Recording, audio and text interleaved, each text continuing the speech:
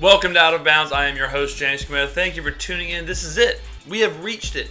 All the waiting, all the baseball watching, all the whatever you've been watching, WNBA, NASCAR, football is officially here. And I'm not talking about the stuff across the pond. I'm talking about the real deal Holyfield. College football is back this week starting Thursday. We'll get to that later in the show. I'll give you some picks for Thursday. We'll talk about what games are on the slate. We'll do the MLS Minute.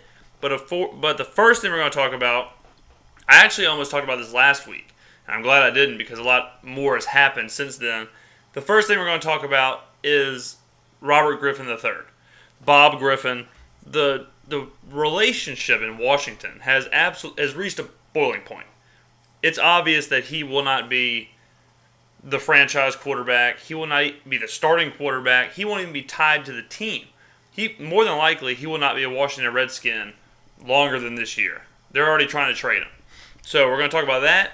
If you're new to the channel, not really sure what you're seeing, very confused here, but you love the shirt, I don't blame you. What we've got here is the only simulcast being produced in a spare bedroom in America. Okay? This is the video version. A podcast version also comes out if you don't want to see the face and you just want to hear the voice. Feel free to listen to the podcast. It's available on my website, and very soon will be available on iTunes. So enjoy however you want to enjoy. It's 2015. You do you and do that voodoo that you do. Let's do this thing. Robert Griffin, we're starting it off. All right, according to ESPN, front office officials in Washington are done. They're done with Griffin. The tide has turned. Nobody wants him anymore. The offensive line hates him. The front office hates him. Now, Jay Gruden hates him more than anything. So the only person that wants Griffin there is the owners. All right, Snyder and whoever else is in team ownership. They still believe in Griffin. They're holding on for whatever reason. I'm not even really sure. But they're holding on, and that's the impasse. So you got coaches, players, locker room, all that want him gone. And then you got ownership who still believes in who they gave up the future for, pretty much. And it's amazing to me because he got drafted in 2012. So we've only been dealing with this for 3 years. And he's been hurt. So it's not like he's played and he was awful. This isn't Jamarcus Russell we're talking about. This isn't Ryan Leaf. I mean, Robert Griffin, when he came out of college, he was on every commercial. He was Subway's guy. Honestly, he was probably doing 10 commercials at the same time. He was everywhere. He was Rookie of the Year. He was this great story. ESPN loved him. The media loved him. Took Washington to the playoffs. And now, they want nothing to do with him. They hate this guy. And it's not, like I said, it's not just fans. It's teammates. It's coaches. It's everybody. And the fall from grace, the deconstruction of Robert Griffin is really something. And it's going to be something that we look, I don't know how his career is going to play out, but if it plays out how it is right now, if it's just consistent from here on out, then this is going to be one of those things you look back on and people just wonder, like, what happened? Just like Ryan Leaf. Like, how did someone with this much talent and promise, and how did it get so sour so quick? I mean, we're only 2 years removed from his playoff game. But let's break it down like this, okay? Jay Gruden hates Bob Griffin so much that he actually believes that Kirk Cousins is a viable quarterback. And more so, what happened was, in the preseason game, Robert Griffin got obliterated. All right, he was out there, and there's rumors that the offensive line was letting people through just because they hate Griffin so much, which if that's the case, it's hard to believe, honestly. But if that's the case, he definitely needs to leave. And Gruden left him out there, and he was taking shots. He was getting dominated. So then he leaves the game with concussion-like syndrome, or concussion-like symptoms. But then he didn't have concussion symptoms because then he was medically cleared from the concussion. But that was enough for Gruden. That's all he needed to hear. He benched Griffin not only for the preseason game, but he announced that Kirk Cousins will be the starting quarterback week 1 of the regular season, a week from this weekend. So you could sit there and say that Griffin's time in Washington is pretty much over. Because if he's not hurt, which medically he's cleared, so if he's not hurt and they're benching him for Kirk Cousins, then you got to think it's over. And Cousins kind of had this Matt Schwab type thing, or even like this Ryan Mallett thing, where it's like, well, he's a good backup, so maybe he can be a really good starter. But the stats prove that that's not the case. The stats actually prove that Cousins is worse than Griffin, which to Jay Gruden that might seem impossible. But this is how it breaks down. In the past 2 seasons, Cousins has started 8 games to Griffin's 20. All right, Cousins is 1-7, which ain't good, and Griffin is 5-15, which is not good either. Cousins is walking around strutting his stuff with a 34 quarterback rating. Griffin has a 39. I think the highest is like 80-something. The quarterback rating, I have no idea. It's something made up. The QBR, I don't know. But that's just what it is. So all this, you're sitting there, and what Washington gave up to get Griffin, right, in 2012, they gave up everything to move up to the second pick from St. Louis and take Griffin. All right, Andrew Luck was the first pick to the Colts. And there were some people that were arguing that Griffin could be the pick ahead of Luck. Okay? There were some people saying that Griffin was the best quarterback. So this is the guy that tore up college, dominated at Baylor, won the Heisman, was an argument for 1-2 with Luck, gets taken with this. Washington basically traded the entire future for Robert Griffin because they thought that he was going to be that good, that transcendent. They pick him. First year, Rookie of the Year, does exactly what they thought he was going to do. All right, in 2012, he had 3,200 passing yards, 20 touchdowns, 5 interceptions. That makes me tingle. Okay, along with 815 rushing yards and 7 touchdowns. So he had over 4,200 total yards, 27 total touchdowns, and only 5 picks, and a playoff appearance. 2013, more of the same, really. 3,200 yards, 16 touchdowns, 12 picks, only 489 rushing yards. He started to get hurt. The moment that you can pick, the moment that you can look at of the end of Robert Griffin's career as a viable starter was in the wild card game at home against Seattle. Griffin's had a history of knee problems. He tore his ACL at Baylor. Washington knew that was a real risk, especially with the way he played. He was a running quarterback. He's not a big guy. All right, he's not Cam Newton or something. And so he was going to take hits. And he had injured his leg at the back end of the regular season. And they were playing, at that point, a Seattle team that was good, but no one knew how good they were. At this point, they had never won a road playoff game, I don't believe. So they're in Washington. It's a swamp game. All right, it's filthy. It's raining. It's like a monsoon up there. It's nasty. Griffin's getting lit up. Seattle is picking the bones. All right, Mike Shanahan's the coach. Shanahan's leaving him out there. Everyone at home can see that Griffin's playing on one leg. All right, he's busted up. He can't run. He can't do anything. Leaves him out there. Eventually, tears up his knee. They got to take, he has to leave the game. And Seattle wins. The rest is history. Washington goes down. Seattle goes up. All right, and that was really it. That was really the last time we saw Robert Griffin as this guy can play the game. And I already talked about the stats. He was playing the game. He was a great quarterback. He beat Andrew Luck for Rookie of the Year. He took Washington to the playoffs. Washington in playoffs is not something that you usually say in the same sentence.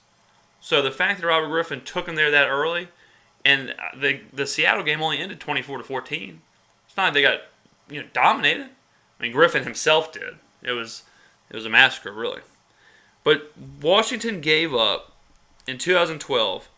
They traded up. They gave up 3 first-rounders and a second-rounder to get Griffin.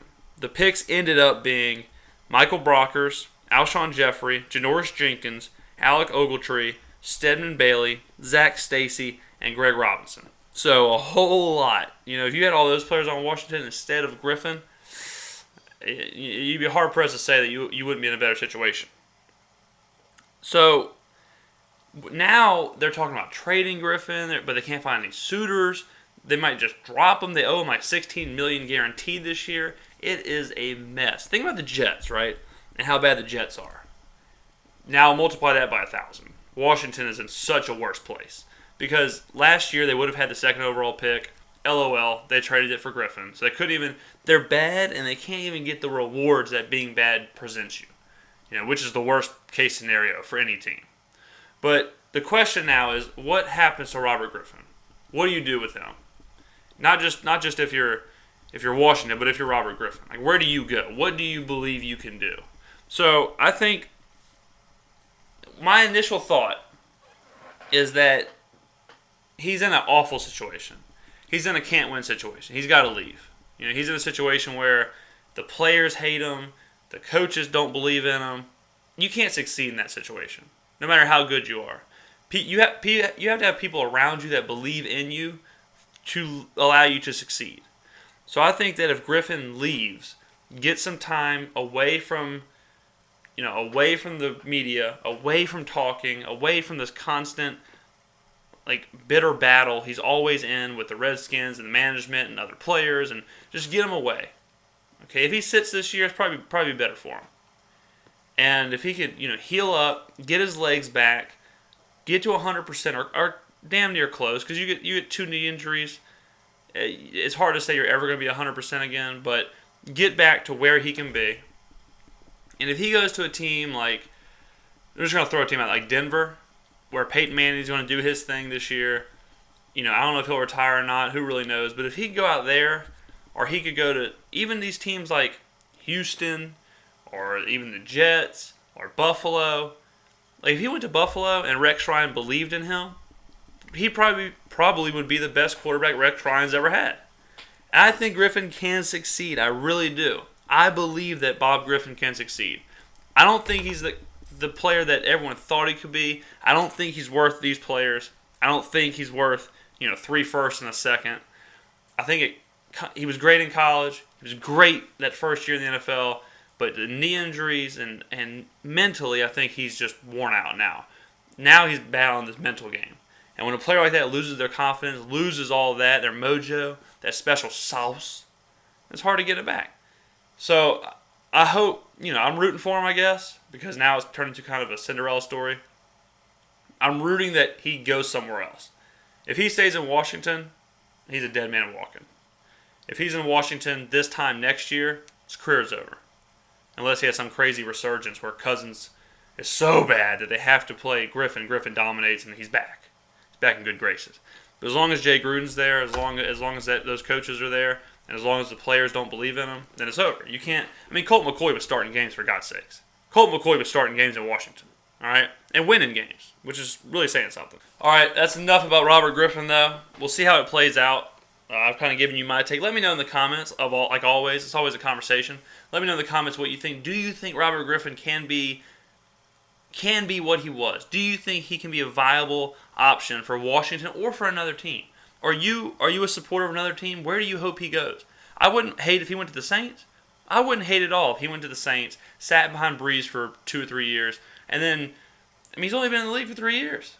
If he sits for 2 years and you get him at 28 years old, somewhere around there, and he's what he was, hell yeah, I'll take him. You can get him for almost nothing. You could probably get Robert Griffin for like a 6th-round draft pick, if that. But now it is time for the world famous MLS Minute. We're back at it this week. Now this week, what a week of games. Okay, first things first, we got to get the scarf right here. If you got a scarf, go ahead and put it on. And if you don't, what are you doing? What are you doing? Let's play the music, producers. Hit the MLS Minute music.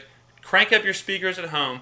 Let's go. What a week of games. Rivalry week. This is rivalry week, and we had games starting Friday night all through Sunday night. The most intense rivalries in the league. Passion was flowing out of everywhere. It was nasty. It all started Friday night with the Los Angeles Robbie Keens traveling to San Jose. Fun fact, this is the first MLS game I bet on. First one ever I've bet on. I bet on the Los Angeles Galaxy to beat San Jose. Okay? The Galaxy are the best team in the league. There's no way they could lose. Enter Shea bleepin' Salinas. A rebound header gave the Quakes a 1-0 victory, and my bookie all of my money. The win snapped LA's 4-game win streak and caused me to cry myself to sleep. Saturday was relentless with the hot, sticky MLS action. Toronto FC defeated their Canadian counterparts, the Montreal Impact, 2-1 to win the 401 Derby. Goals from Team America members Josie Altidore and Michael Bradley helped Toronto get the win. Americans haven't embarrassed Canadians like this since Shawn Michaels defeated Bret Hart in Montreal at Survivor Series 97. The win came in at a very, very high expense, though. Sebastian Giovinco left the game with a groin injury. Let's all form a prayer circle here and keep Gio's groin in our thoughts and forever in our hearts. Orlando and Chicago played to a miserable 1-1 draw with Mother Nature doing her best to keep the players off the pitch. 180 minutes of delay in total from lightning and rain. That's just Orlando. That's Florida weather, baby. FC Dallas gave the boot to Real Salt Lake to the tune of 2-0 when Tesho Akindele put away a penalty and Fabian Castillo added insult to injury in the 79th minute. New York FC lost again, this time to the Columbus Crew 2-1. Justin Miram scored the winner and Federico Higuain also scored for the Crew. I wish NYFC was better for Pirlo's sake, I really do, but they just cannot defend. They're the worst defending team in the league. And the players are just lackadaisical. They're losing it. They're losing too much. You got too many good players who are used to competing who aren't competing. Maybe I think that what needs to happen is maybe a few players, maybe I don't know, John Terry, Buffon, need to make their way over to New York. P.S. 30,000 people were at Yankee Stadium for the game. The MLS is so hot right now. The Rapids, who I talked all the noise about last week, came away with a shocker at home against Sporting Kansas City. Maynor Figueroa and Kevin Doyle scored in the second half to give the Rapids their third win in a row with a 2-1 upset. Jermaine Jones is back, so that means the New England Revolution can start winning again. Diego Fagundes scored the game winner. Revolution 1, Philadelphia Union 0. In another shocker, the Whitecaps laid a Texas-sized egg in Houston. Ricardo Clark and Raul Rodriguez scored to lift Houston past Vancouver 2-0. A lot of people think Vancouver is the only team that can beat LA in the playoffs. But if they're losing to Houston, I don't know, man. What would rivalry week be without the biggest soccer rivalry in the world? Portland versus Seattle. Are you sitting down? Because I got something to tell you. 65,000 people packed CenturyLink Field for this game. Sunday afternoon. 65,000 people. Is you learning yet? The MLS is where it's at, baby. Seattle got the much-needed win with goals from who else but Obafemi Martins, #Obi Flips, and Captain Brad Evans. 2-0 win. The New York Red Bulls and DC United they also play Sunday, but for the Atlantic Cup. But it's going on while I'm filming this, so I couldn't wait for the game because I'm trying to do some other stuff, and the game is running. It'll probably run to like 8 o'clock. So we had to get this episode in the can before. So that has been the MLS Minute. Thank you for enjoying. I know you enjoyed. I know it's the best part. That's my favorite part of the episode. It's something about the music, something about the scarf, the pageantry, the highlights, the goals. Love it. All right, let's move on to the last thing here. I hinted to it earlier in the show, but football is back. The drought is over. Hallelujah. Thursday night it all starts. So this is Monday, right? Then Tuesday you get the James Skrmetta experience. Then next thing you know is Thursday, and bam, football hits you in the face. And then Friday we got Out of Bounds, a Friday Out of Bounds football edition. Oh, my heart is a flutter. All right, Thursday we got 9 games. 9. Some are pretty boring. Cough. Ohio versus Idaho, but it's back. Who cares? Who cares if it's Ohio versus Idaho? There's actually some pretty cool games. There's 2 games that I think are the ones that I'll be watching for sure. The first one is Michigan versus Utah. Jim Harbaugh's first game in the maize and blue. Michigan are actually 5.5-point dogs, but I'm going to go ahead and pick them with the upset. I'm feeling it. I'm going to give you my picks in a minute, though. The second game that I'll be watching is the South Carolina versus North Carolina Larry Fedoras. UNC is actually only like a 2.5-point dog. So it's almost a pick game, which you don't see too much with an SEC team and especially the UNC Larry Fedoras. So here we go. The first week, the first time you'll ever hear this, But these are my James So Not Steal Locks pick of the weeks. Okay, we're going to do picks like for these games. And then Saturday I'm going to give you some picks. And then when the NFL comes up, we're going to do like 3 or 4 picks. So Not Steal Lock picks of the weekend. All right, so I'm going to give you 2 in the games that I just mentioned. Give me the points. I'm taking the old ball coach winning in Charlotte. What's 2 points to a god? You know what I mean? Give me South Carolina minus 2.5. I'm taking them to beat UNC. You got to go with the SEC. We're in SEC country. Then, I just alluded to it. That's a fun word. I just alluded to it. Michigan. Give me the 5.5 points. I want them. I'm going to eat them up. Jim Harbaugh is not losing that first game. The media is not going to let it happen. They might just give them free points just to make sure they win. Michigan will beat Utah. The 5.5 points aren't necessary, but I'll take it anyways. Okay, that's good. What's going to happen is that's going to be a teaser game right there. You're going to give me like 11.5. Yeah, I'm going to take it. So I'm probably going to tease that with something. I'll probably lose all my money. Whatevs. But those are my 2 picks. North Carolina is losing, just getting smacked around by Spurrier. And then Jim Harbaugh and Michigan are winning. Enjoy the rest of your week. The countdown is so close. Enjoy the rest of your week. Thank you very much for joining me again. These are every Monday and Friday. They've been fantastic. The support's been fantastic. I really appreciate it. Don't forget, this is a simulcast. So it's not just this video. There's also the podcast. Go check it out on my website. The link's in the description. And on iTunes very, very soon. So that way you can link it up, Bluetooth in your car, listen to the podcast on the way to work or wherever you're going. I know you ain't going to the gym. But wherever you're going, listen to the podcast. Get your sports knowledge, because the whole thing we're doing here is we're filling in the gaps where your local sports radio station ain't filling it. Because I know they aren't doing it like we're doing it. No one can do it like we do it.